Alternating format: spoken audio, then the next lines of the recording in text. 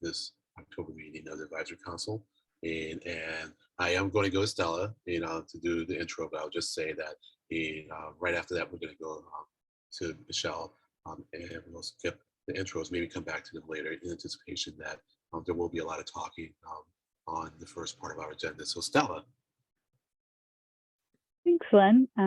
Yeah, so to get us started today, I'll just go through the regular MPO meeting introductions and guidelines. So again, welcome to the Regional Transportation Advisory Council meeting for October. You are invited to participate in our transportation planning process, regardless of your race, color, national origin, including limited English proficiency, religion, creed, gender, ancestry, ethnicity, disability, age, sex, sexual orientation, gender identity or expression, veteran status, or background. You can read the full notice of your rights and protections at www.bostonmpo.org/MPO_non_discrimination. This meeting is accessible to people with disabilities. Zoom products are compliant with exceptions with the following standards: Web Content Accessibility Guidelines 2.1 Level AA standards and revised Section 508 standards. If you require any additional accommodations in order to participate fully in this meeting, please contact me, Stella Jordan, of MPO staff at sjordan@ctps.org or at 857-702-3675. So you should have joined the meeting with a muted microphone. You may unmute and mute yourselves, but please do remain muted unless you're actively speaking. Please also rename yourself if you have not done so already to include your first name, last name, and affiliation. And to participate in the discussion, please select the raised hand function. You can find this by either clicking the participants button at the bottom of the screen. A window will then pop up with a raised hand button at the bottom, or you can use the reactions button in the toolbar and the chair will then call on you. And if you're joining us by phone today, you can use *9 to raise your hand. Again, if you have any difficulties, please contact me via the chat box at sjordan@ctps.org or at 857-702-3675. So to get right into things today, the first item on our agenda will be a visioning workshop for the MPO's long-range transportation plan. So I'll hand it over to my colleague, Michelle Scott, to kick us off with that.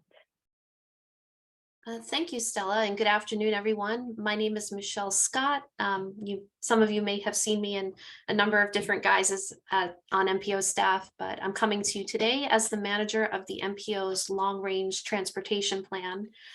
And what I'm hoping we can do today is kind of have a group discussion reflecting on our existing planning framework, which is made up of the MPO's vision, goals, and objectives, which are captured in our current LRTP, Destination 2040, and then get your ideas and feedback about ways that we can update and improve upon this framework as we're working on our next LRTP, Destination 2050.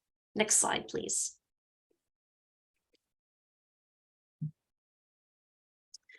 And so to kind of move through this process today, we'll start, I'll give a few brief remarks about how the MPO's vision, goals, and objectives or planning framework fit into our overall process for developing the LRTP and connect with other MPO activities such as development and maintenance of the TIP and of the UPWP. We'll also take a look back at some of the content in our existing vision, goals, and objectives, and as I mentioned, discuss some approaches for making updates. We'll have a couple of different tools and opportunities to provide feedback during this session. There'll be a couple of points during the series of slides where we definitely invite verbal comment. We'll also have a Google Jamboard, which is essentially like an online corkboard where you can put sticky notes and information, and we'll be updating that with some of the feedback we get verbally today as well. You're also encouraged to put things in the chat if that works best for you. We'll also be following up with a survey form in the event you think of other things later that we should be aware of, and also to give advisory council members and friends opportunities to comment, even if they couldn't be here today. Next slide, please.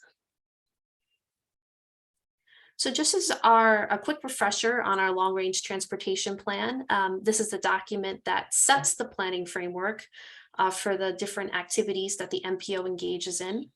It also looks out over a 25-year period and proposes methods that the MPO can spend the discretionary dollars that it gets on major projects and on programs. And basically these programs fund smaller scale things like corridor improvements, bicycle and pedestrian facilities, different varieties of projects like those in our Community Connections program, which can range from shuttles to new bike share stations, things like that. The kind of guiding set of ideas that shapes how we make those annual decisions in the TIP and in the UPWP in terms of selecting studies really kind of begin here in this foundational document. So this document is one that we update every 4 years in compliance with federal policy. And right now our active LRTP is Destination 2040. This was adopted in August of 2019, and we're working on developing our next plan, Destination 2050. Next slide, please. So this table captures kind of the rough set of activities and schedule that we'll be following between now and when we expect to adopt the next LRTP, which will be in summer 2023. Right now, we're continuing our process to identify regional transportation needs. This is something that we've been working on for a while. And of course, we came to you all, I think it was sometime last fall, to get your feedback on the needs that you're seeing in your communities and in transportation at a regional level. So that feedback was hugely helpful for that. We'll be continuing in synthesizing this material and using that as a basis to come up with some initial proposals for how the MPO can respond over the course of this winter. You know, pertinent to today, we'll be undertaking our update of our vision and goals again over the fall and winter timeframe. We'll be updating our investment programs and finding improvements we can make to those, as well as identifying major projects that can be candidates to receive MPO funding over the course of the next 20 or so years. We'll be working on that in the fall and winter. Come spring, the MPO will be making their decisions about how to plan to spend their discretionary dollars over the planning horizon, and again, adopting a new plan in summer of 2023. Next slide, please. So coming back to that planning framework piece, this is a set of concepts that guides the MPO's decision-making. The standard approach the MPO has used is to include a vision, goals, and objectives, although if you look at examples from other MPOs around the country, some structure theirs a little differently. And so they perform a number of different functions. They, of course, communicate the MPO's values and priorities in terms of transportation and quality of life in the region to the stakeholders and people that live, work, and play here. So it's an important communication tool in that respect. As I referenced already, it guides decision-making on how the MPO spends its discretionary dollars on projects and studies. It can also become a lens for MPO review of funding and project selection that's coming from other agencies that are captured in the LRTP and the TIP, like MassDOT, the MBTA, and the RTAs. Of course, the MPO is reviewing those projects and the results of those agencies' decisions when putting information into the TIP and LRTP. And on a more kind of fine-grained level, we can also use this planning framework to evaluate individual study work programs and figure out how to make sure that they're well aligned with the things that the MPO wants to help achieve in the region. Next slide, please.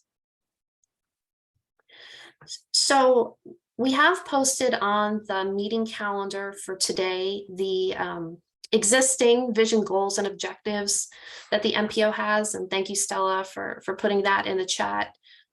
We have an HTML version available on the meeting calendar page as well. And you can see kind of in this graphic some of the major themes that are captured in that vision statement. Things like, ensuring that our transportation system is supporting a safe, sustainable, healthy, and livable region.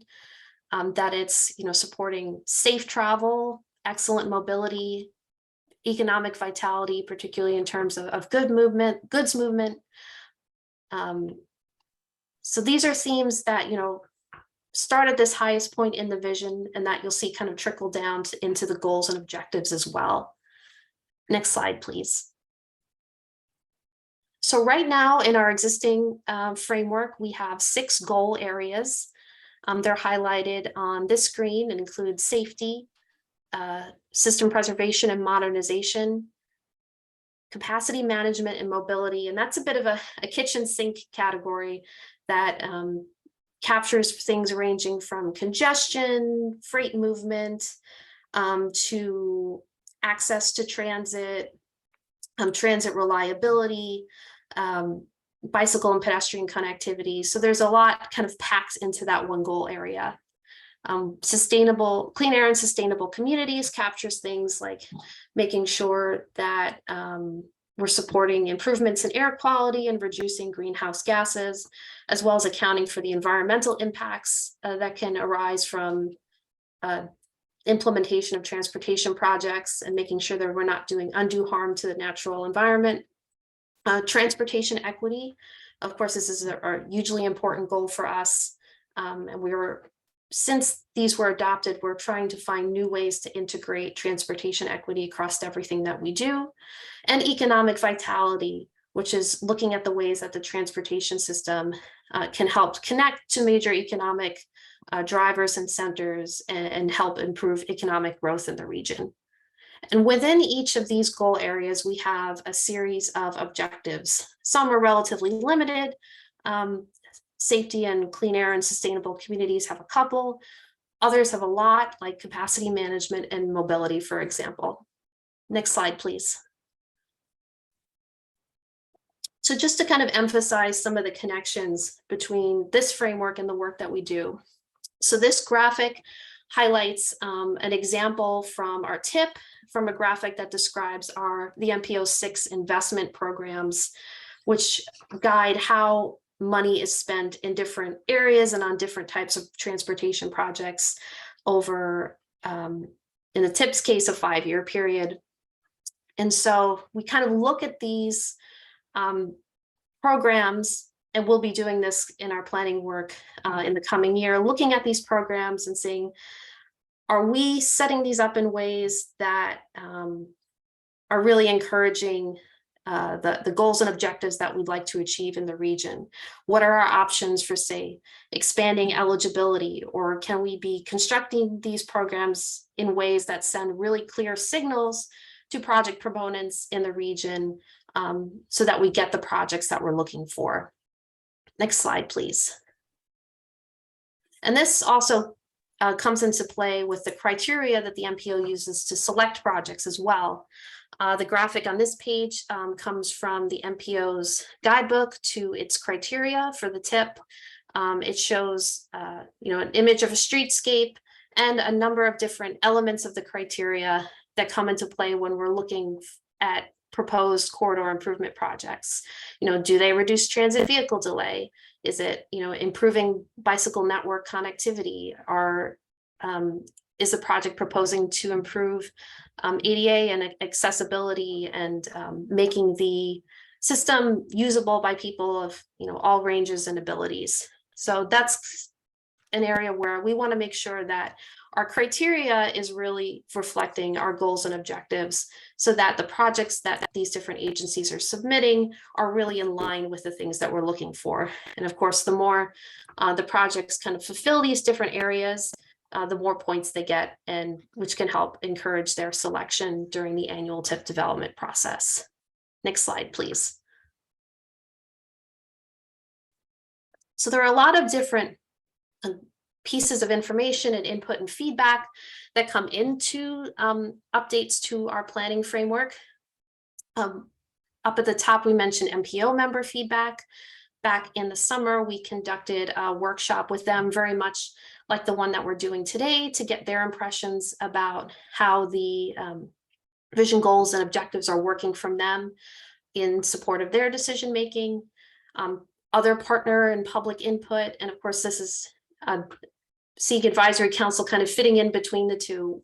You do a lot of great work, giving us helpful recommendations for the choices that the MPO is making about selecting studies or projects. And so we want this framework to work for you as well, and really will appreciate your guidance on how we can set something up that supports your decision making.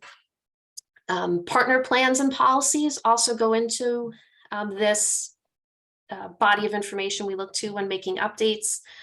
These can be things like federal or state level plans around greenhouse gas reduction, things like the goals set through the Global Warming Solutions Act, partner plans like the statewide bicycle and pedestrian plans. So we look to all of these things to see what their goals are, if they have quantitative goals, and how we might be able to align with some of those.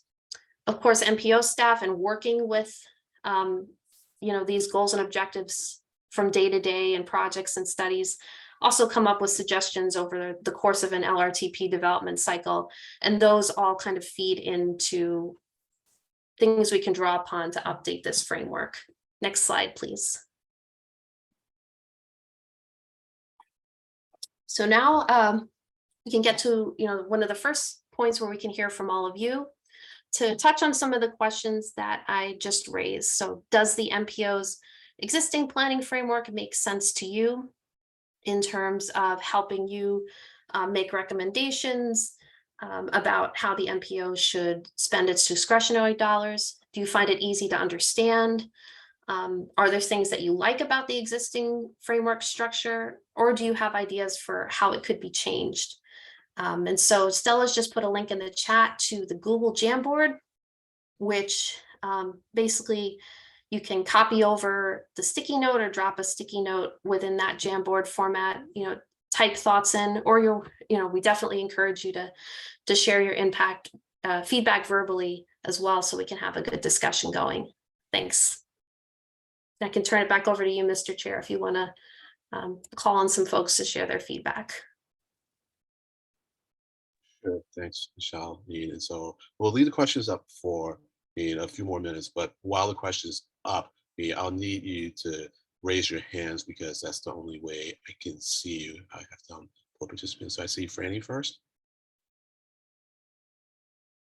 Yeah, I was going to try to do it on the stickies, but I think it will be easier to say it and let somebody who's really familiar with the Jamboard. The existing planning framework makes sense to me. How easy is it? I always find it challenging based on my own background, probably.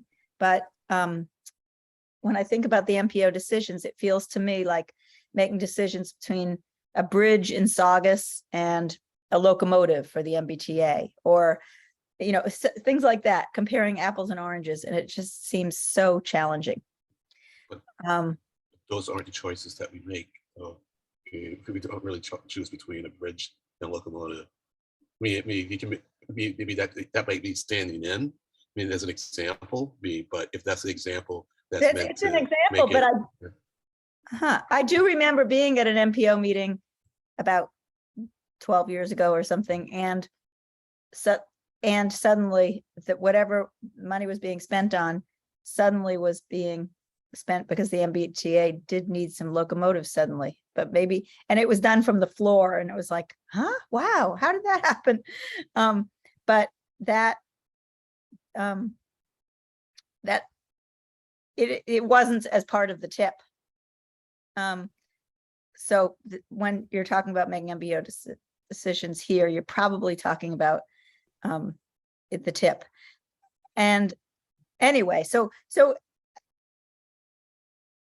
I don't find it easy to make recommendations, mostly because of my background. One little thing that I was thinking about when I saw those 4 things that go into the framework, I was thinking of something else that definitely goes into the framework is changes in technology. Mhm. You know, a couple of years ago, we were talking a lot about automated driving cars, and right this minute, I don't hear it as much, but things like that really, really affect that. So I didn't know if you would want to mention that. And the thing that always comes up for me that you planners probably are very familiar with this issue is I'm always curious about what of all the things that we put into the past planning documents came about and which didn't. In some ways, I feel like there's a lot of consistency between the past and present.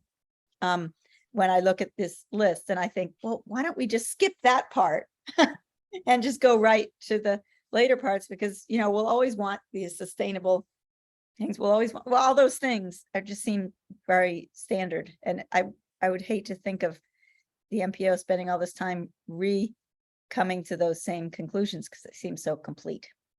Anyway, that's my immediate answers. Thanks. Thanks, Franny. And just to build on that, and something you said, about the last minute, choices, that do, I don't remember that example specifically, but I do remember similar cases where at the last minute, when we have extra funds, whatever, the MBTA will come in because they have projects lined up, and that can be something too that we can work on addressing, so that we have a better way of making choices with those last minute proposals, be they for the MBTA or any other entity. So thanks for getting us in, putting that forth as a something that we can work on for the next cycle. Thanks. So John, Stuart. Thanks, Len. A nice presentation, and I have nothing to object to with what's being presented, but what I haven't heard anything about is consideration of the longer range characteristics of the region. This is a region in motion, and many things are in play and changing. Demographics, industrial and business sectors, residential populations, demographic makeup, climate change, sea level rise. And I don't see any of that reflected. And much of what we do with transportation sets the baseline for what happens in the future and whether or not we're able to contend with future changes. And we should be using transportation projects to shape and react and to create a region which is best able to succeed in the future. And I just don't see that being reflected here. I have a couple of questions, based on what you said, but Michelle raised her hand. So I want Michelle to chime in, and then based on what she says, I may ask something else myself.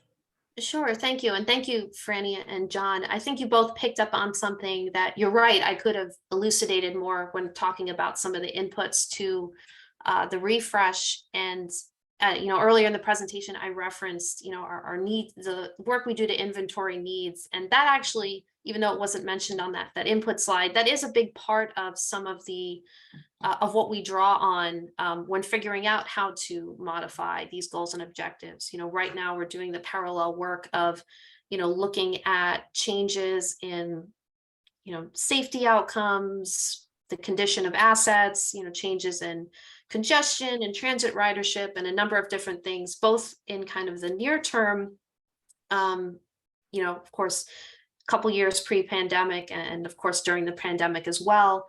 And we're also involved in a process related to developing projections looking out to 2050.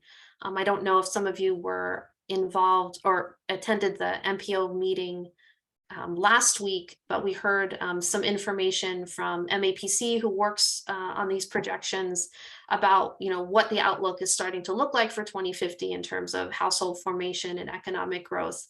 And those, of course, are important parts of our overall planning process, and also, inputs that we account for specifically in updating the vision and goals and objectives.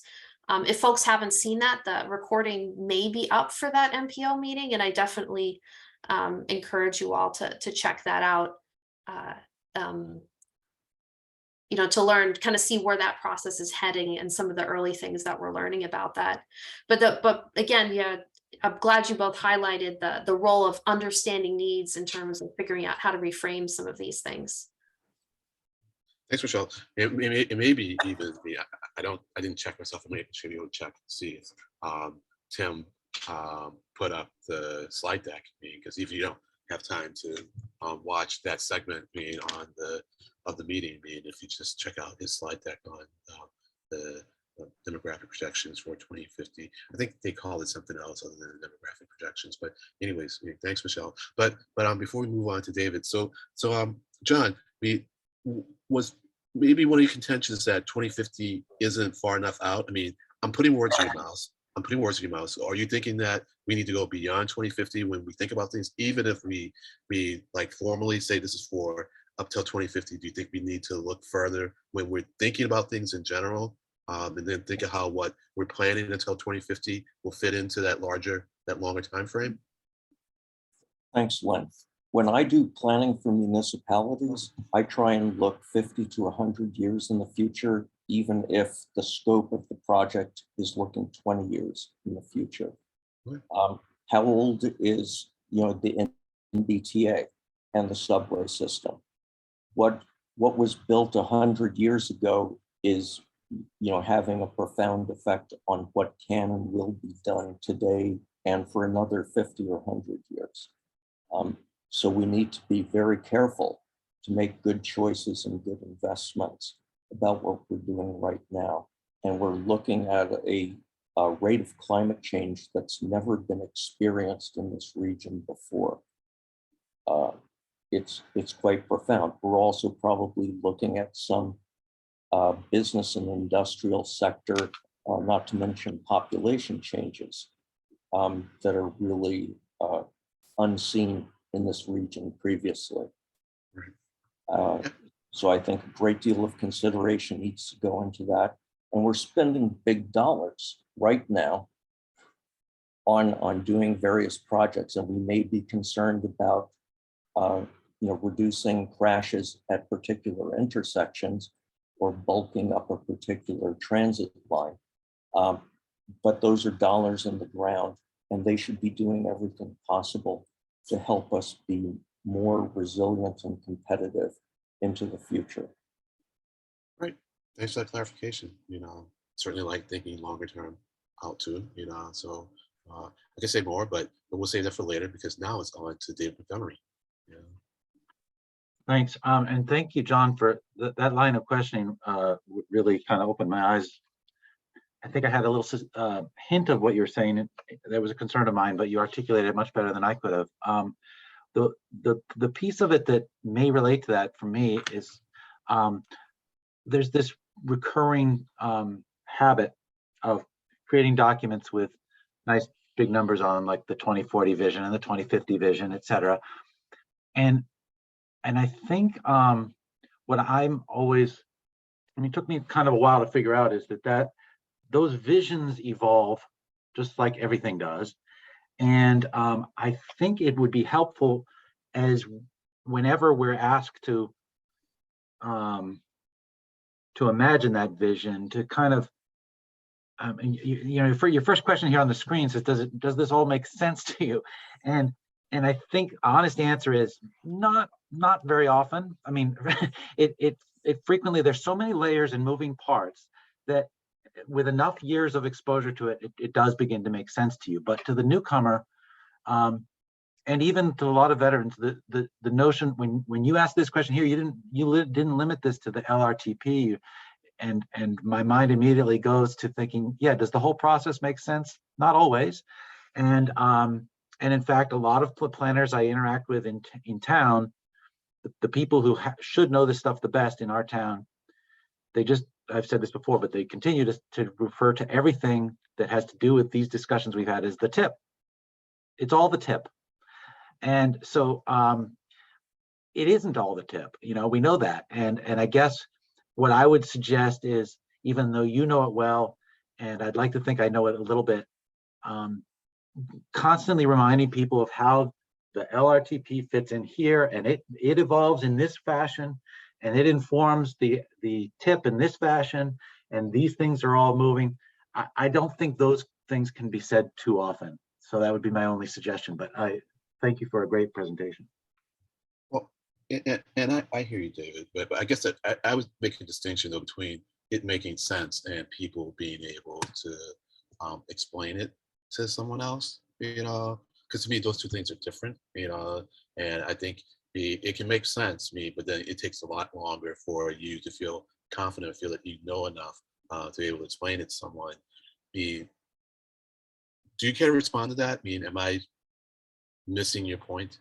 Or do you No, I mean, or do you disagree with what I'm saying? No, I'm not, but I just am, I have a feeling like our meeting, the folks who are participating in our meetings and the folks who participate in the MPO meetings are probably a little more familiar with all these concepts and terms, and we can jump into the acronym world pretty quick, and before we know it, we're making sense to each other and only to each other.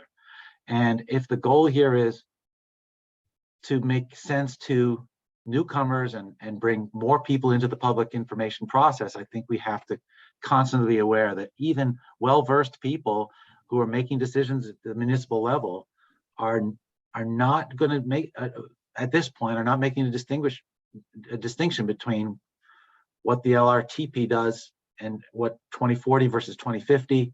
To them, it's just like, okay, they're making some plans for the future. And if you really want to involve them at a deeper level, you have to start at the basics of this is how this fits in. All right. So we may circle back to that if you want, but I'm gonna stop now and move on to Jennifer Brown. Thank you. Yeah, I guess I think what I'm saying is probably definitely a lot of what the folks said resonated. And I think to me, one of the things that has most that I've struggled with when I was in the position of trying to explain what the MPO does and what our goals are. For those who don't know, I used to do public engagement for the MPO. Is it always bothered me that the goals, some of them like safety, great, easy to understand, easy to communicate. And then other ones like capacity management and mobility, like feel a little bit jargony. Like I don't, most people maybe don't know what we mean by capacity management, and then mobility being tacked on there. It's like, oh wait, but isn't all of this transportation? And so I guess if I was to like, as a starting place to make each of those goals, and I know in like having undergone this like thought experiment myself, I know it's a really challenging thing to do, but if each of them could be like a one word, very simple thing that people can either immediately grasp and understand, and that they are like, yes, I want my transportation system to be safe, reliable, accessible, like well-maintained and equitable, like awesome. And I know like the devil's in the details there, but I would like first and foremost try to shoot for that. And then kind of moving down to the objectives and down like onward, trying to as much as possible keep that like I know that like as you pull back each layer, fewer and fewer people are going to go that deep, but kind of thinking in that way of like the complexity can increase as you dig in, but like starting out very, very simple and understandable and like universally accessible. Thanks. Thank you, Jennifer. Yeah. So, well, I don't see any other hands up, but I want to circle back to something Franny said, and a couple of things. One is I think she mentioned the reviewing what the other iterations of the plan has done. I think it would be good maybe to incorporate that formally into the process. I know that you can deduce it by comparing one needs assessment to the other, but I think I may have said this when we addressed this, talked about this at MPO or maybe in some other context, that the projects, even though they may be adopted, in a certain time span, the time at which they really have an effect or when they actually fully come online varies a lot. So to that extent, it's kind of hard to compare what a set of projects did in one LRTP or set of tips did in another. But even with that complexity, I think we can still try to tease out what effects our projects or having. So I know it's hard, but I think maybe trying to do that would be worth the while, because sometimes even if you don't fully succeed in achieving the goal of an endeavor like that, you learn a lot in the process. So I have a little bit more to say about what Franny said, but I saw Michelle's hand go up, so I'm gonna stop and get her feedback. Thanks. Yeah, no, that's a great suggestion. And, there are some things that we can leverage for, like in the tip each year, I write a chapter on kind of the expected performance impacts of the different projects that are funded in the tip. And while you're absolutely correct that it's really hard to gauge, when a project has had an impact, making the roadway safer or, increasing people's access to a transit station, like when we're actually seeing changes in behavior and what people are doing, there are some like interim things that we can definitely explore to kind of tell the story about what's happened since even just 2019 when we adopted our current plan and things like that. So that's something we can definitely look into. I just wanted to mention, I got a couple more like discussion slides, and I think Okay. some of the things that people have raised have kind of touched on the next one. So if, Oh yeah, sure. okay, Yeah, cool. by all means. So Stella, if you could go to the next slide.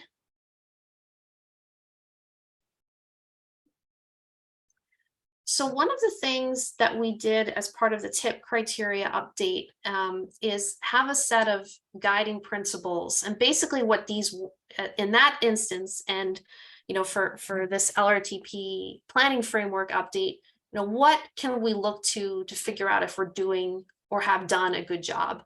So how can we guide the decisions that we're making at kind of the micro updating the guide level, so to speak. So I've got a couple of proposed guiding principles for our vision, goals, and objectives update. They include things like, how well does this communicate MPO values? Are the things that we're including in our goals and objectives easy to measure? Or do we have a way of measuring them, even if it's not perfect or all encompassing? Again, coming back to, are they helping decision making? Do the different components of our planning framework seem to fit well into an integrated whole? And another one that we've kind of batted around is, how well does the framework balance a desire to be aspirational, to really change the game in the region, with the different things that we're likely able to affect. So I just wanted to see if other folks had some ideas for guiding principles that we can use to evaluate how successful we are in making this update.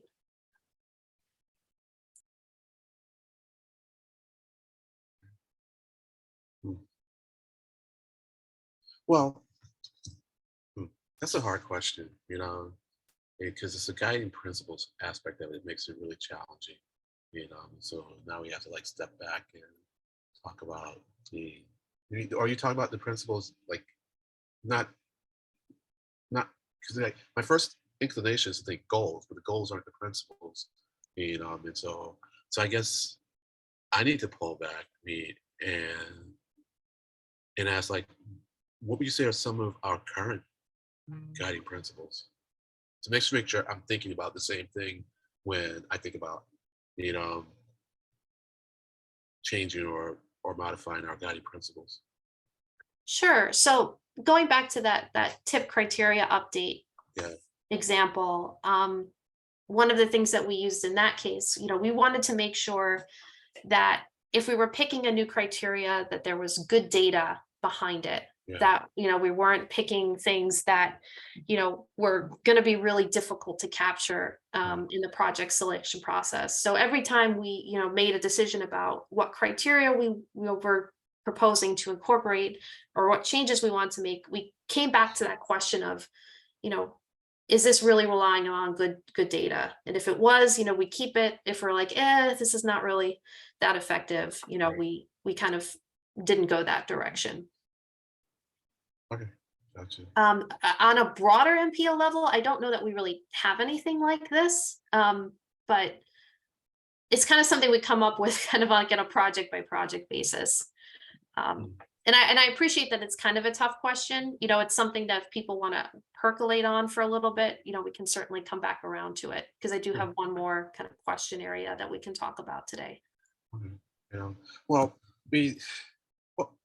maybe getting this, because I want to get this out before it's too late. Maybe it'll fit into the guiding principles, But when looking at the vision statement at the top, if we were going to change it, I had like a couple of ways to change it. I'm just going to give you one of them now, and then maybe we have time. I can give you a couple more that are variation on it. It might be to change the very first sentence to at the end of it to include like the well-being of the entire Commonwealth, because currently we focus on the region. I understand that. We're the Boston region MPO, but we do have we get the majority of the state's money, and I think it would be really enhance the nature of us being cooperative, if we try to make this region really benefit the rest of the state, because our economy really drives the state, and I know I talk about the future of transportation, that commission report, a lot, but I really thought it was a good report, and it had 3 or 4 scenarios, and I thought one was clearly the best. And I keep thinking we only developed for that scenario, and that was the one where you had these 5 centers, that were very well developed, and you just had high-speed connections amongst those centers, because, as I often say, it applies internationally more than it does in the States and Massachusetts, but essentially where you're born is going to determine a large part of your destiny, especially if you don't have a chance to move. And to the extent you are born in a place where there aren't lots of opportunities, the only way for you to really create more opportunities for yourself, and it's a little circular, is to move, but everyone doesn't have the ability to move, and a lot of people don't want to, even if they do have the ability. So I think it's incumbent upon us to try to develop each region, to maximize its potential. And that's what I really liked about the scenario where we'd have these 5 centers, like Western Mass, Springfield, Worcester, Lowell, Boston, of course, and then Fall River, then highly connected to. So I'd like to see us our vision really encompass the rest of the state, and then from that can maybe follow principles or whatever, goals, whatever, that would allow us to pick projects, that did more of that, so we're not going to necessarily do projects in other areas, but what is it that we can do in our region, to make it be more vibrant, that others can emulate, and then as we get to the border of our region, how do we then connect our border to the other borders so that we are facilitating movement between our region and other regions. So that's it. I'll stop and let you go on to the next one, or hopefully someone else will chime in with something. John. Hey, thanks, Lynn, and thank you, Michelle. Excellent. Earlier on, I put something in the chat about the. And I think I maybe mentioned this before. I think it maybe is time for us to redefine the borders. I mean, we have too many borders that turn into silos that don't really reflect the true population movement or corridors or economic center of gravity, if you will, anymore, versus when the MPO probably first set out its maps. Things are pushing out, and that it impacts the way RTAs are defined, where their borders are, which probably ought to be reconsidered as well, because to be able to go from one RTA to another seems to be more of a need that I think is pressing, but even more so, I think we're missing both strategic as well as tactical opportunities and realities by keeping the same border structure. For instance, leaving out Lowell and leaving out a lot of the Northeast area, the Newburyports, the Haverhills and things like that, which are part of our transit line, our commuter rail, a lot of our investments in surface transportation or even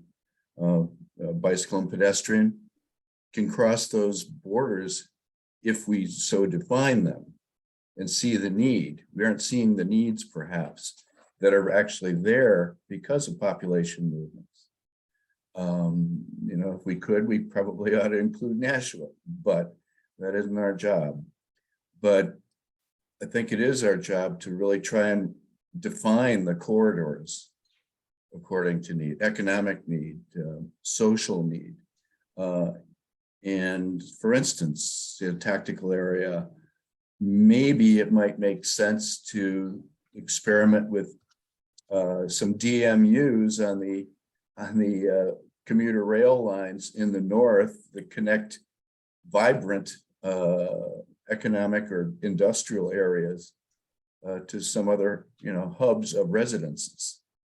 You know, maybe that's something to get more frequent service beyond just bike or you know, strict commuter rail schedules, which, you know, at this point are up in the air, especially if you go to Lynn, for instance, or places like that. But I just think it's important for us to try and reflect the commuting, well, whether it's commuting, whether it's lifestyle, education needs, they're not being reflected, I don't think, adequately to be cohesive and offer up some real synergistic planning for a corridor as opposed to it being siloed and cut off at a certain border. It just doesn't benefit our connectivity as a Commonwealth in a center of, as Len said, you know, most of our economic vitality. And a lot of it could also be saying, should we incorporate Worcester? Well, the way it connects even now, just with the limited commuter rail service, by connecting the Longwood medical area and downtown Boston, it's crossing through different MPOs and that other kinds of planning, and it also affects the planning for freight and things like that. It just, if it all was put into the same planning bubble, it might be able to be done more efficiently and better on all of those aspects. Now, it's a big lift, but maybe it's time. That's all. Thanks, John. So I mean, I'll come back to the last one about balance of aspirations and reality. You know, but I want Michelle to. I think Michelle said she had more. You know, for us to deliberate on. You know. Sure. Yeah, I have, you know, one other kind of slide and question prompt, but I want to thank, you know, both you and John for highlighting, you know, the importance of interrelationships and acknowledging that our boundaries, you know, are just that they're lines on a map, but they don't, they're not, people move across them and life happens across them, and, you know, the economy happens across them. And there's always, you know, we may not, you know, in terms of changing, you know, the boundary for the, you know, federal purposes or state purposes, you know, we may not be able to do that, but there's always more work that we can do, you know, with our partner MPOs, with MassDOT, looking at, you know, what areas are shared by both our regions and how we can be working together to make them better, and how we can kind of acknowledge the connections that are there and reflect them in the plans and decisions that we're making. But if I could go ahead just to the last slide, or the next slide, yeah. And this is kind of the fun one. I always come back, I'm like, should I have opened with this one? But this is kind of the vision part, and really kind of getting a sense of hopes and around, you know, the quality of your life in the region in the decades ahead, and how that transportation can support that. So that we've got a couple of like mini prompts here of, you know, looking out to the transportation system in 2050 and what life is like in 2050. You know, what would be possible with better transportation? What would a better system help you and your community to do? You know, what would this, you know, system look like in terms of supporting equity and quality of life? So, you know, love to get your ideas on this topic as well. And again, we have a slide in the Jamboard for that. Stella, if you could maybe repost the link, if just in case people need that again. So definitely looking forward to hearing people's perspectives on this as well. I'm gonna write you up a little essay on this one because I've been thinking about this a lot. You know, but I'm gonna wait like 10 seconds for someone to raise their hand and before I say anything. There we go, John. Thank you. Yeah. I think one other aspect, either it was for the previous slide or this one, is in the next, well, not so long future, we need to kind of come to grips with what the most recent upheaval to our society has left us for a new normal. In terms of coming off of the pandemic, travel movements, employment movements. There have been a lot of articles recently that kind of touch the fringes of that. For instance, an article yesterday, I think it was in the Globe, about commercial real estate and lots of vacancies in the core area. And is that going to be, how permanent is that going to be? Are they going to be transformed into 3 days a week commuters, or 5 days a week again someday, or 1 day a week? Another is the blue bike surge that just sort of reflected, it wasn't just commuters or rush hour stuff or travel, but a lot of it was social travel, functional travel, going to the store. And how are those dynamics going to be reflected? Where do we kind of, where do we anticipate we're really going to settle into, I guess, like I said, the new normal, so that we can really move forward and start doing 50 and 70 and 80 year assets? Is that it? Yep.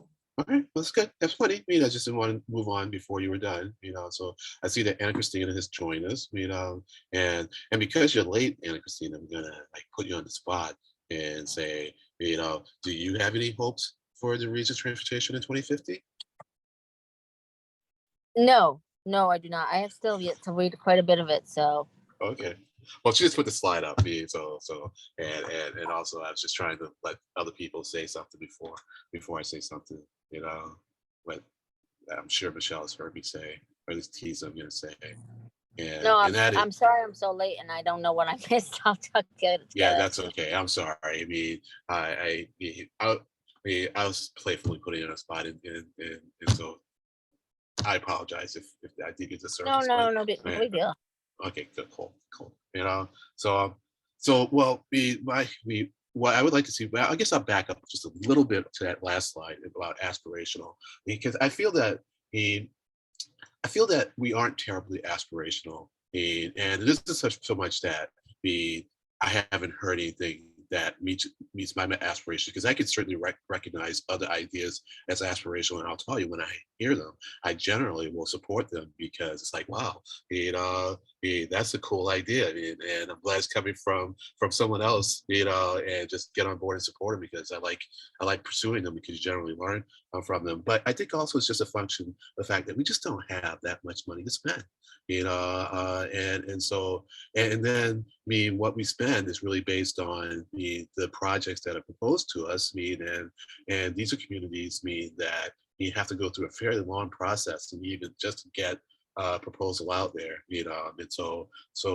and so, I mean, I think we could say, that we have these lofty aspirational ideas. And I think to David's point, I mean, to the extent people even pay any attention to what we write, in the documents, they're still going to put out plans that they can afford and that they can sell to their communities, be they town meeting or their planning departments or the planning departments sell to the community in the select boards or whatnot. So I understand why we aren't at times like terribly aspirational, but my vision for the next generation transportation system, be it 2050 or whatever, is that the transportation system functions as a transit system. So it's all transit in freight, and you pay for access to it like you do transit, and we charge access to it in a way to make it more equitable, and to make people use it in the way that we want, that is more sustainable. So the example I give is that everyone would get like 1,000 tokens, and if you wanted to go from point A to point B in your own vehicle, then it might cost you 10 tokens to access the transportation network.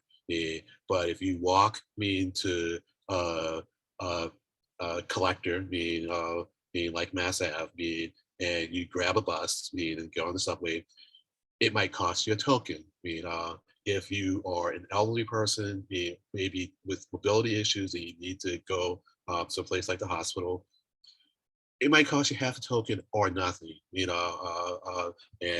so now we are pricing access to the system that way, and so we're not treating the whole grid, the transportation network, as a transit network. And I'd like to see us also progress towards more shared vehicles, making it possible for people to access shared vehicles. These would be electric vehicles, and hopefully someday even autonomous too. And I think if we did like a big research program, you could really drive the economy. And because the deal is that autonomous vehicles will have to be safer than the vehicles that are currently on the road, because whereas us humans can handle killing each other at the rate of 100 a day, we couldn't handle the machine doing it. And I get that. It's just like with planes. We can't handle a plane dropping out of the sky more than once a year. We've created a system that really makes us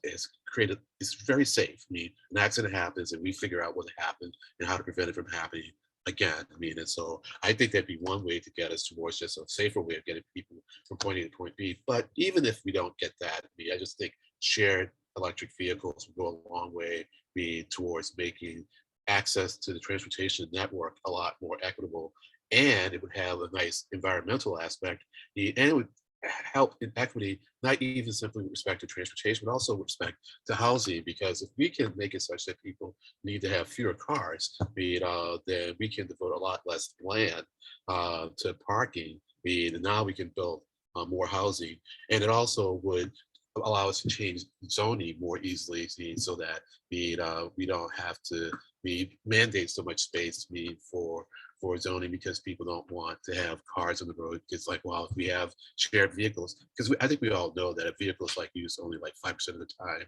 And so if we make it possible for people to share vehicles more easily, then we can save a lot of space, we can save a lot of resources, because you don't need as many of them. And right now I can't argue that it would be safer, but I think we could do a lot of these like small footprint electric vehicles. I see like these little smart cars that can fit in a bike lane. And so they're lighter, so they have less wear and tear on the road. You can fit more of them on the road. If they were connected, even if not autonomous, you can make them safer that way, because you can control the way that they flow on the road. And so that's my vision I mean, I could flesh it out a lot more because, well, I've just been thinking about it a lot. But anyways, I got it off my chest. I get to do this every 4 years, right, Michelle? So there we go. I'll stop now. All right. Thanks for listening, folks.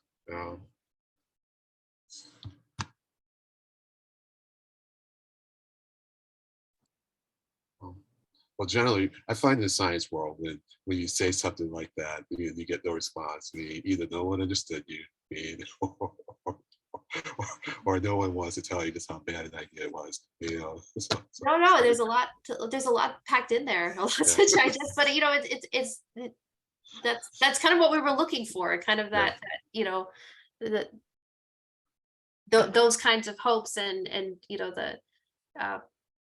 the pricing piece is very interesting. How can we connect? How do we incentivize things? Because we do implicitly have incentive structures that exist now. They're not intentional, but Right. what incentivizes people to drive versus take transit, and how can we think about those in different ways. I know Anna Christina had her hand up, so Yeah, I'm sorry, I didn't see it, so I'm sorry, Anna Christina. Please, means. Oh, can you hear me? Yeah. Okay, I'm sorry, I'm in the car, so I'm strapping on here. My first thing was when you were saying we're not aspirational, I was going to say, well, I would really like to see an increase in the TIP projects that have a sustainability and a resiliency portioning getting a higher score as far as aspirational. But then you started talking about rideshare, and I just wanted to mention, as far as rideshare, I know there's going to be, in the end, I don't know if we can start heading it off at the pass now, but there's companies like Ford and Lexus that were looking into doing private, like almost like the Zipcars, private share pools. So you would pay to be a member in these, luxury car pools, and then the public would get what?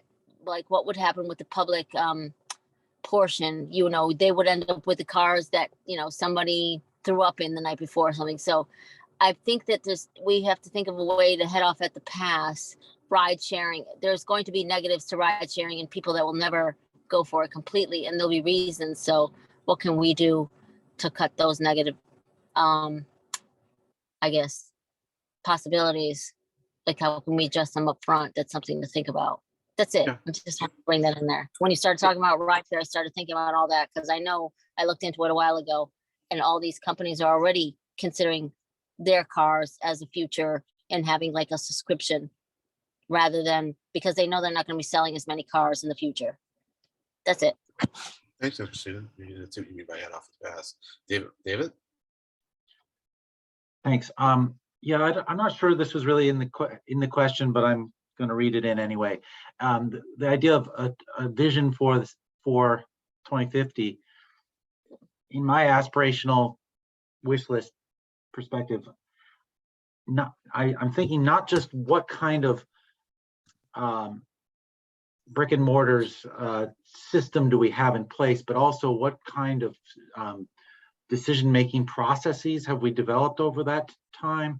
And I think that we could do, I'd like to hope we could do better collectively. I'm not putting this on the MPO or CTPS or any one player, but across the board, I feel like we don't yet coordinate as well as we could in a way that we could avoid a lot of wasted funds. I mean, I think we end up doing stuff at the municipal level when we should be doing it in conjunction better, and that so I guess my wish, my vision, my hope is that we would come up with a system that where we're not trying to bang local people over the head to convince them of the utility of participating in this system, but where that's evident, and where everybody wants in because they see the clear benefit of participation.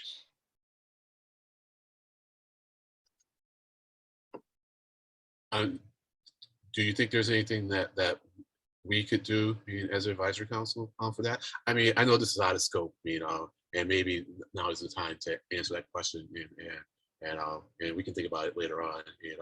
And it's not to detract from what you're wanting the MPO to do on the board staff level, but just thinking about what can we do, because I'm always thinking about how we can try to outreach more and get more members. Franny?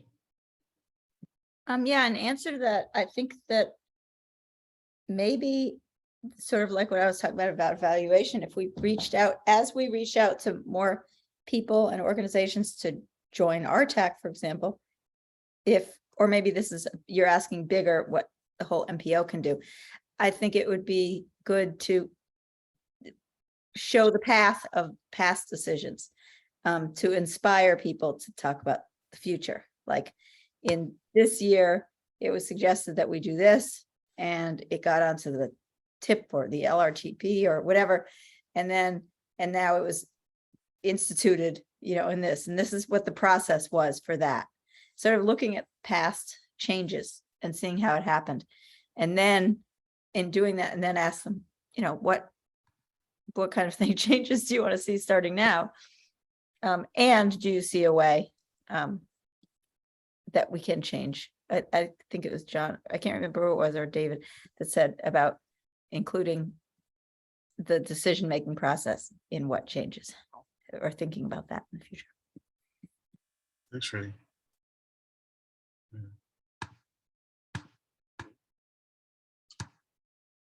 Folks, believe it or not, yeah, that's more to say. Okay, Michelle, thank you. Yeah, no, those are, reflecting the, decision-making process and, what our hopes are. I'll admit I found myself really moved by that. Like, what agency do people feel in 2040, 2050 in terms of, shaping the trajectory of where things are going. It's a tough thing to feel like you don't have an influence on what's going on around you, and what can we do to kind of, break through that to the capacity that we can.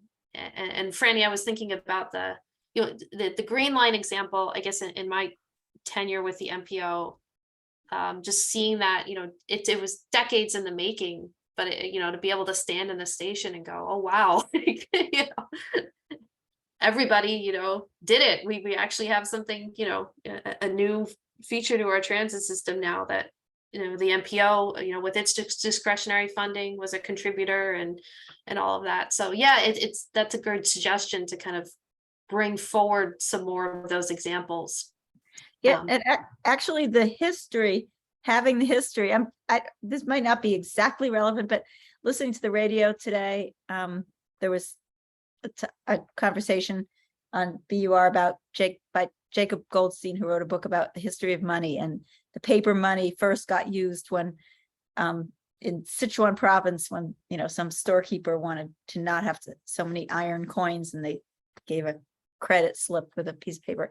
Anyway, and knowing specifically, like thinking back on the specific characters that used to come to be on the MPO or be on the staff, who worked on such and such, and sort of telling the story in a way that people can really relate to, of who were the movers that brought us to where we are today on certain things that interest people, like the Green Line extension, who was talking about it 20 years ago, 30 years ago. So that would inspire people. Or South Rail Link, Franny. What'd you say? Oh, North South Rail Link. South Rail Link. Right. Who was talking about it? Exactly. They've been talking about it since the 90s, and I know the Big Dig was talked about since the 50s, and I think Back Bay Extension, that was talked about since the 60s, and that finally got done in the 80s. So it takes a long time from start to finish. Yeah.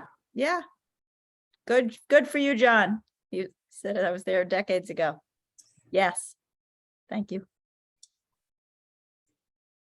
All righty. Well, if we're going to stay on time, with respect to the agenda, we have 3 minutes. Anything more you want to say, Michelle? Yeah, I have a little, just a couple closeouts. Sure. Stella, if you could go to the next slide. So just kind of a sense of where we're going from here. One thing we're going to do to follow up after this meeting, as I mentioned at the beginning, we have a survey survey tool that captures these same questions. So for advisory council members who couldn't be here today, you know, they'll have an opportunity to answer those questions through the survey. We're going to be pulling together the feedback, you know, we've heard verbally through the Jamboard, through the chat, you know, and combining it with the feedback that we're getting from a bunch of other sources, you know, including from the MPO members, from past public feedback, from the range of things that we touched on earlier.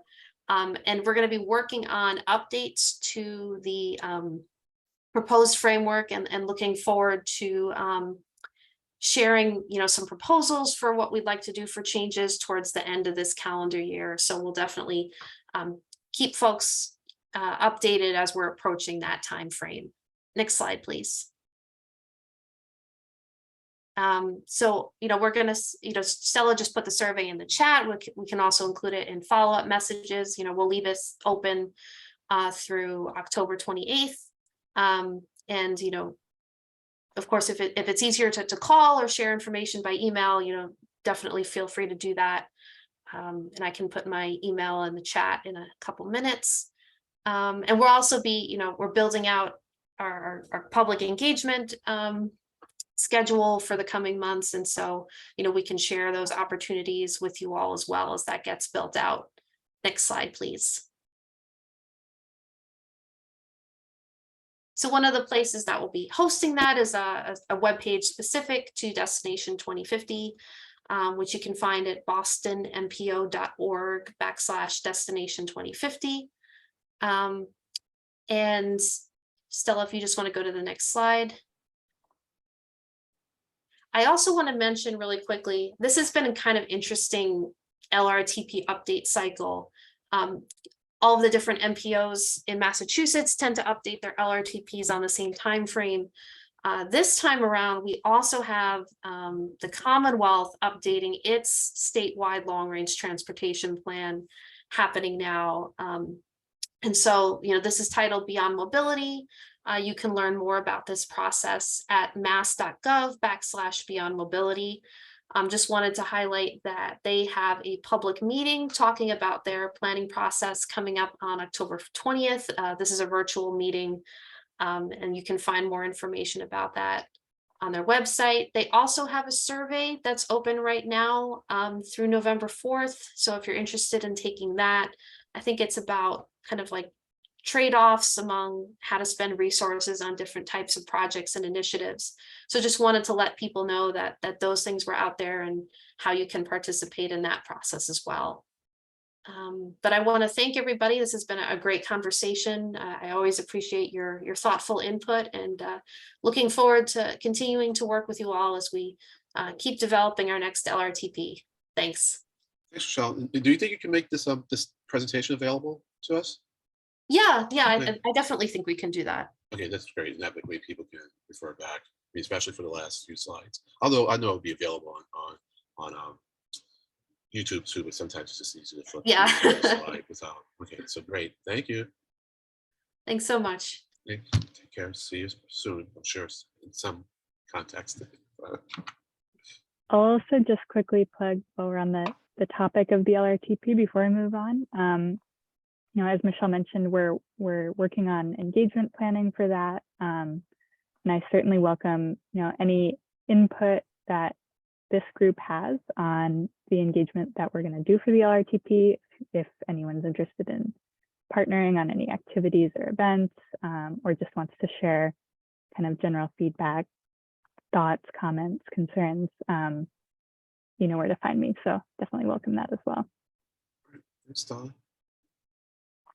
All righty, so we'll move on now to the rest of the agenda. I'm going to change things around a little bit, to save the discussion of bylaws changes. To at least not right now, maybe right after elections nominations. So I want to do that next. So we'll go to the elections committee. I don't know who's chairing that. I see Franny's hand up. Oh, yeah. Actually, my hand up was up just on one last question about the last subject. Sure. Moving Together conference happens at the beginning of November. And that is the MPO. I suddenly can't remember who organizes it, and I wanted to know how that process meshed with what you were just talking about in the last screen. Michelle. Or Stella. Is it the same people doing both? And like, will they talk about that? The evaluation, what, I can't remember what the last thing was on your screen. Oh, sure, the Beyond Mobility that the. Yes, Beyond data- Mobility. How does, who's doing that and who's does Moving Together and how does? You mean the Moving Together conference? Yes, Yeah, those are both managed by MassDOT. So MassDOT is doing this plan. And it looks at everything at kind of a state level.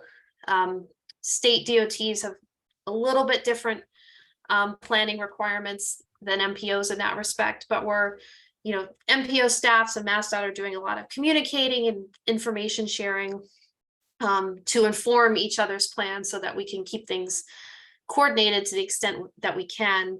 I'll admit I haven't really looked at the Moving Together agenda in detail yet, although I imagine there'll be resources, discussion, explanations about that plan okay, as well. So I'm sure they're going to use that as an Okay. opportunity to publicize what they're doing.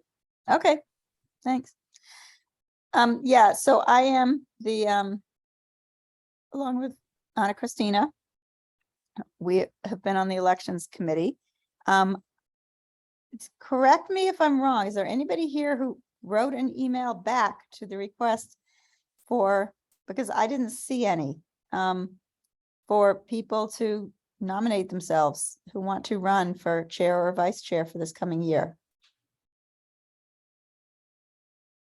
Sometimes I find that you have to go and solicit people because they just won't do it on their own. In fact, I wouldn't have been here had not a couple of people convince me that I should do this.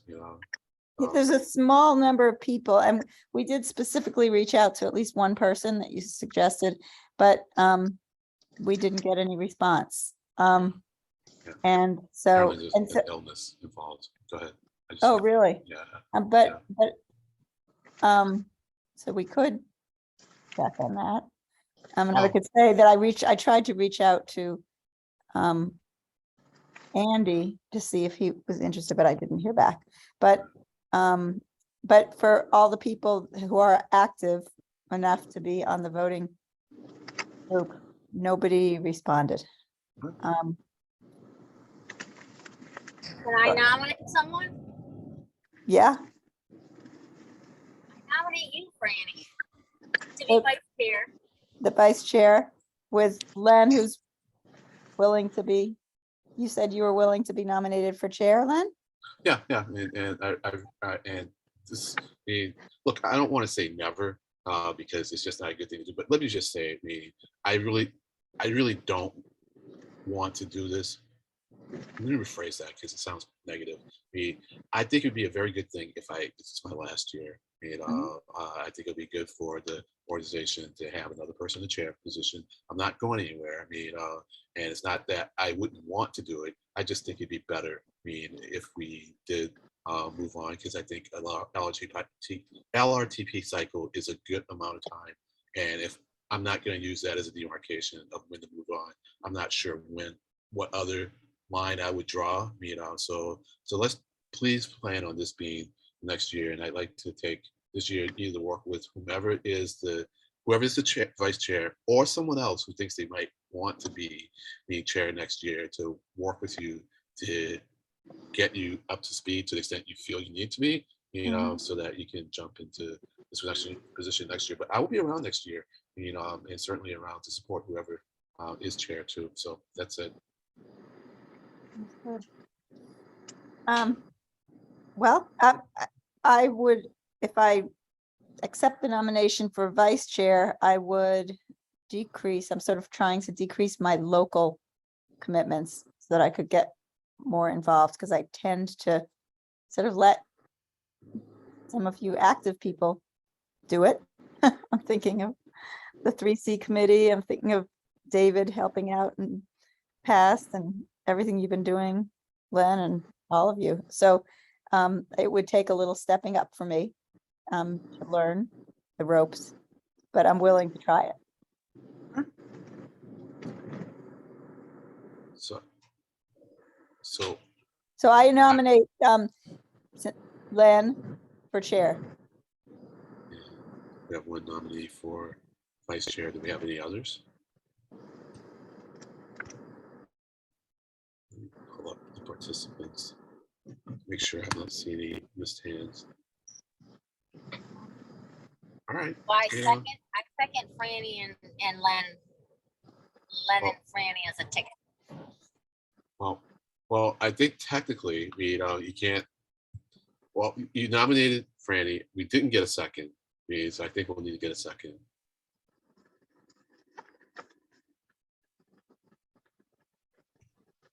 So we need oh, David seconds. Okay, great. Yeah, I'm and- sorry. And John Yeah. does too. And does anybody want to second my nomination of Len? I'll second. Okay, and David. All right. Okay, So, both those are nominated. so what we do is we write up statements. I think we need to have those. Generally, we do those, have those submitted to the staff about 2 weeks before the election, so that people can read them, and then we'll do a vote next meeting. And so now that'll take us to this next item. And so I know when we talked about this last time, David pointed out that we were behind by a month, and I went back and I accepted that Dave was right. I went back, and last year we did it in November too, and that was a mistake. But there comes a point, and maybe some of you can appreciate this, where you just don't track certain details, and that was one I didn't. And I think it was easy because it kind of felt natural. I mean, it's like you come out of your out of summer, because normally we don't have a meeting in August, so you can end up in September. And you then hold on, I need to mute. Hold on. Something, I'm hearing someone. Anyways, you come out of into a September meeting, and then it would make sense to set up the election committee to find someone. They would then nominate people in October, and then you'd have the election in November. Because other than that, we'd have to pull together that committee probably in July, and then have them they will have to complete their work by September, so we can nominate someone in September and do the election in October. And so I see David's hand up. I'm going to stop talking and hear David's response to this. Yeah. Well, I put my hand up earlier just to say officially, I think the nominations that we just made, that nomination process closes when we adjourn this meeting. That will be the slate, and then the vote, just so people understand, then we will vote on it next month. Right. And so there's no need to vote on the slate today. It's just closing the slate. Okay, thank you. Yeah, I think you're right, Len. There is a time process envisioned in the bylaws as it exists that would have started in July if we'd been following it. And obviously that hasn't been how we've done it, but yeah, one could revise the whole timing of it. I think that's fine as long as you think through the starting, middle, and end of it, not just the end of it. Then fine. All right. So well, then let's think about that. So we can discuss that more either next month, or but at some point, I think before we get, I would say let's by the first quarter of next year have decided whether we're going to stick with the current schedule or whether we're going to change it. And what's involved in changing that element of our bylaws, so Franny? Yeah, I don't see why, this is when it's freshest in our mind. We see that 2 years in a row, it's been more useful. And I don't see why we should have to refresh our minds of all this fall feeling in a couple months. I don't see why not propose to change it from October to November for when we do the I mean, I would move that we change the bylaws to say that we do it in November. I don't know what that takes, how many months. Right. John agrees in the chat. David has his hand up. Well, my suggestion would just be that you can go ahead and come up with a concrete proposal, but it's not as simple as let's change it to November, because you want to think about when do you have the committee first meet to get doing its work, and that, as presently was envisioned, would start in July. So you want to move from October to November, then you're saying let's have the committee move probably from July to August, and then let's revisit, does this committee, as spelled out in the bylaws, actually make any sense to how we have functioned in recent times, or should we revise that? So I'm all for like expressing a general interest of what we want to do, but in terms of actual revisions to the bylaws, we should have a proposed text in front of us that we are going to vote up or down on when we actually do revisions to the bylaws. Okay. Yeah, that's right. And I think I agree with that. It should be a more deliberate process. And so, I hear you too, Franny. It's like, well, why wait until the spring? And so, Yeah, so or let's, maybe next ahead. month we could have it on the agenda. I just don't want to Yeah. bring it out too long. It's not big enough to right. Yeah. warrant thinking about for a few months. Yeah, I agree. Okay. And I have a timeline in mind. I was thinking September, moving the creation of the committee to September instead of August, because I figured that we were creating the committee in July because we generally didn't meet in August, because generally we took the August off. At most we would just have like a field trip. So I think taking into account that August was an off month, then we could create the election committee in September. They do their work, not make the nominations in October as we are now. We didn't do the election in November, but we didn't also think it forward too. So let's just think this through. I will write up something, for next month, for us to consider. And then depending on how that discussion goes, we can either vote next month or put off the vote until the following months because of things that come up in the discussion. Since the election's not going to be contested, I don't think there's any concern about having me do that now. David, your hand. Yeah, Len, if you want any help with proposed language for any of that, I'm happy to work with you on that if you'd like. Yes. The one thing I just mentioned, when we last revised the bylaws, which was a number of years ago, there was a step that I didn't see coming, which may still be in play, which was staff reminded me that they had sort of internal protocols for running language up a flagpole with. So there was council and in MDOT and with MassDOT somewhere that they just felt better letting them take a quick peek at it too. Oh, sure. And so sometimes these things that sound like we should be able to resolve this in 1 month's meeting ended up taking a little longer because there was that kind of inside review process. Well, yeah. Well, thanks for letting me know that. I was not aware of that, but that makes sense. I'm certainly used to running everything by town council. Even better than that, having town council write it all up so that we just know the language. It's all right, but I know that's not going to happen here. But I'm just used to that stuff in the process. So, all right, cool. Thank you, David. And yes, I will take you up on your invitation. Because you know this better than I do, and I enjoy working with you. So we'll be in touch. So all righty. So the chair's report. And also Stella and I talked, and this is just going to be our standard 105-minute meeting. We're not running until 4 or 5. And so the chair's report is going to be very quick. We talked about it a little bit today. One of the elements is that MHTC did present to us about demographics and land use scenarios. And I looked on the website. I didn't see Tim Reardon's presentation. And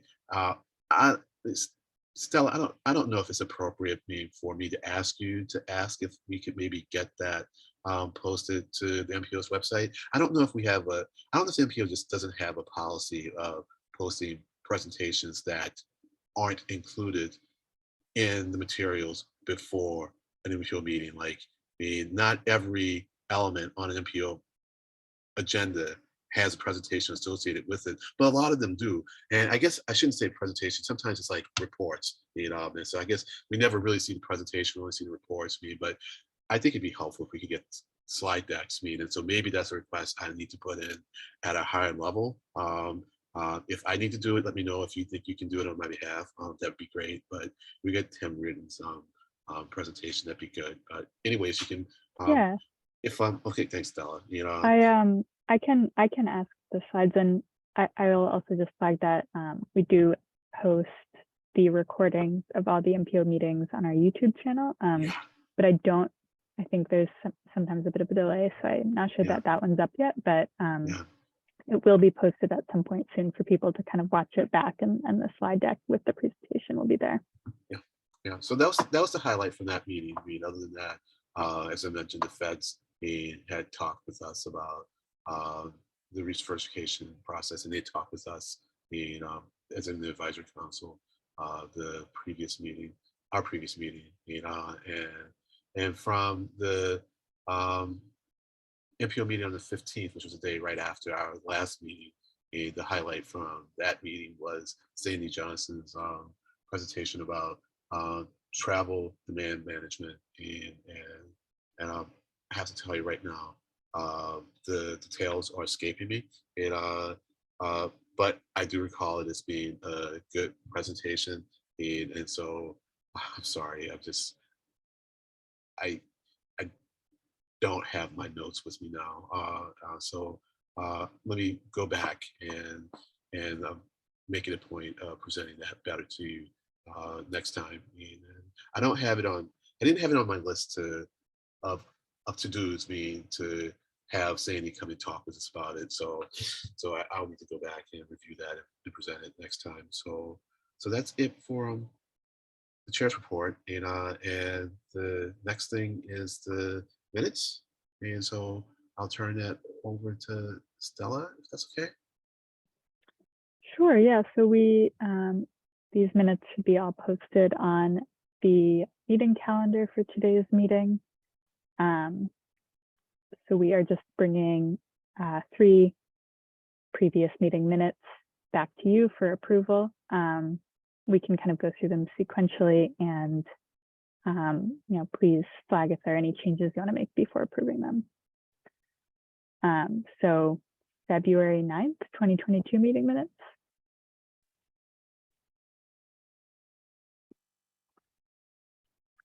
David?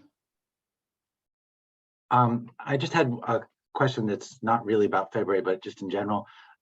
The gap between February and June, did we already cover those other minutes? Are those still coming? I just was curious how we got March, April, May, where that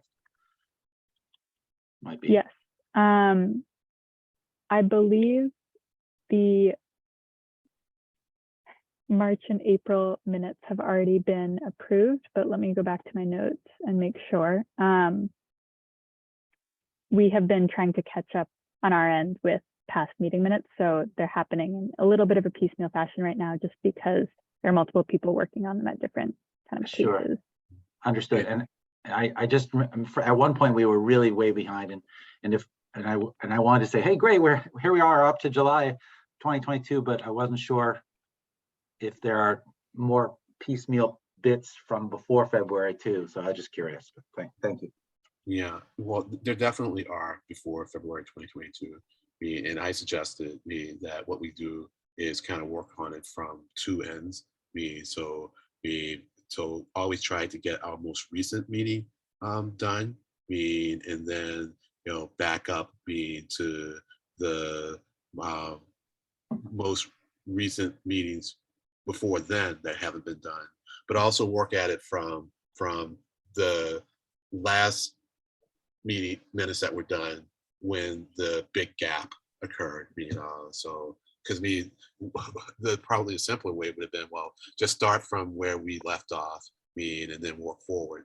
But I think it'd be helpful to work from both directions, because we recall the most recent minutes meeting best. So if we're going to really make revisions, I think we need to make them based on our recollection as fresh as for the most recent minutes. And then, as I said, work at it from the other end. So that's why there's going to be a gap. Yeah, in this case, it was like I would say June and July are kind of the like housekeeping of recent past minutes, and the February is, like as Len said, kind of working our way back and catching up. So I just have one request, which I know not all requests can be granted, but if it's possible to organize these in a way eventually that allows us to access them, that would be really helpful for me. So Yeah, definitely. We can go back and post them on the relevant meeting pages, and then if it would be helpful for the group, I'm willing to kind of put it together in whatever way works best. So we can have links on the RTAC webpage, which we're also going to be updating, if that would be helpful to kind of centrally locate them. Open to any other ideas as well. Well, thanks, Stella. And certainly, David, if you have some ideas about what make him more accessible to you, I think it'd be great. I mean, I can think of several ways. One would be just one big long file, so that you're searching one big long document. Another would be, well, you just put them on the website and make sure that what the website does is allow you to search all text of all items. And another would be a page, maybe a link from the RTAC page that was just 2 all-around minutes and so you would have them a link to each set of minutes from that page. Those are 3 ideas just popped to mind, but if you have other ideas, David, it seems like Stella's open to at least hearing them. I think those are great ideas. Yeah. Franny? Yeah, about the issue at hand, I hadn't looked, and I just looked and skimmed, and so I'd be prepared to move that we approve the minutes. Can we do them do we have to do them one at a time? Or I think we could review them February all. 9th, June 8th, and July 13th, 2022. Yeah, I think we can review them all separately and then do one vote. Okay. Unless in the review we see that there's something that indicates we should do Okay. set of minutes differently. Go ahead. I would actually say that my name's usually spelled with a Y instead of an IE. So, but I don't care. And so I move that we approve February 9th, 2022 meetings minutes. We can also approve with the intent to make that change, Franny. Yeah. So Is there a second to my? I can't second. I'll So, second. I can second. Anna Christina for seconds, and David second too. So that's one set of minutes, So I guess at this point we're gonna do we'll do a vote on each set, and so we have a quorum, and so we're gonna do this the easy way, for now, and that is, are there any objections to approve these minutes? Any abstentions? Okay, I think we're approved. So the next set, June 8th. Move that we approve June 8th. Second. All right, so on a motion to approve by Randy Osmond, seconded by Anna Christina, and John also. John also. So I'm just for consistency's sake. Any objections? Any abstentions? Okay. We're approved. So on July 13th minutes. Oh, I move that we approve July 13th, 2022. John seconded. John second. Okay. So on a motion to approve by Franny Osmond, a second by John McQueen.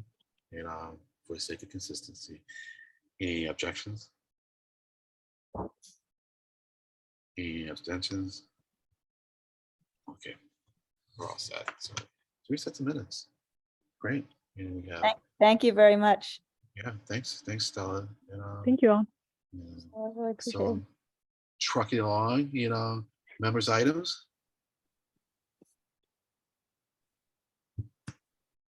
I can only see some of you, so if you have an item, just raise your hand electronically. All right, so I think at our next meeting, right now, tentatively, Tegan is going to talk to us about what's going on at other MPOs, whether, I don't know if it's just going to be locally or if it's going to be nationally or both. And so Tegan asked to come and talk with us, and how can we say no to that? So I'm very excited about that. And in December, probably going to look into a recent corridor study to really understand that and maybe get some ideas about what can be done with these corridor studies in order to, well, the MPO does what it can, but maybe we can get some ideas as to how to get municipalities to take up some of these ideas and propose them as projects. If nothing else, we'll get to really read through a corridor study. And so I might ask Stella to send out the link to that because it can be a little lengthy, but I think it'll be a good informative read. And certainly something that can help us think about the upcoming LRTP, because a lot of these corridor studies come out of the LRTP. So with no other agenda items, I'll take a motion to adjourn. So moved. I All right. So I motion- second. All right. Okay. So a motion to adjourn by Franny Osmond, a second by Anna Christina. And I will follow the chair of the MPO's board way of doing this, and that is to say we're adjourned first. So without objections, so take care. Happy Halloween. Yeah. Bye, everyone. Have a good Halloween. Thanks all. Bye-bye.